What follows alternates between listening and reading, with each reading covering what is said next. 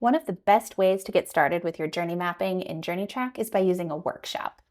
To create one, head to your Journeys and Workshops and click Create New. Here you can choose Workshop instead of Journey Map. Workshops are great because they really cut down on the time it takes to get all that unstructured data from your workshops into a journey map. Let me show you one that I've already started.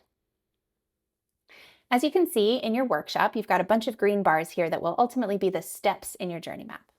When you're ready to invite participants, come up here to the workshop invite, turn the link on and copy it to send to your participants.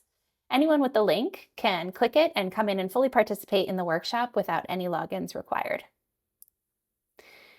Those participants can help you edit your steps if they like. You can move them around, you can change the titles of them, they can help you add steps or delete them. Don't forget to make yourself a moderator when you get started so that you have all of the permissions to use every feature here in your workshop, including managing voting, steps, and deleting data. Then in your workshops, when you open up each step, what you have on the inside here are your lanes, what will ultimately be the lanes in your journey map. We have a bunch by default, but you can edit these to be whatever you'd like. To kind of take a look at what the default lanes are, we have what's happening in this step, what are people thinking and feeling, what are their core needs, what other touch points are involved in this step, and then starting to think through also how big of an opportunity you have with each step to make a big change. We use opportunity scoring in JourneyTrack.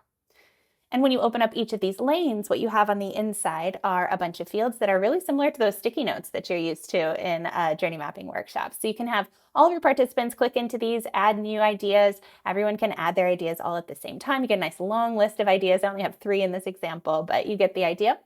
And then you can add color to these to help you kind of see those themes. You can, move things around so that you can do that affinity mapping work, have people vote on their favorite ideas here. And then at the end of your workshop, you use these little check boxes to pick out which piece of information you want to move from your workshop into your final journey map.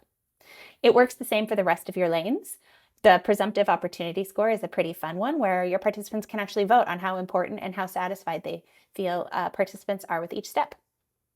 And when you're done, just click this big green button, create that journey map, and boom, you've got a journey map you can work from. And this workshop will always stay attached to that journey map so that you'll always have that information going forward.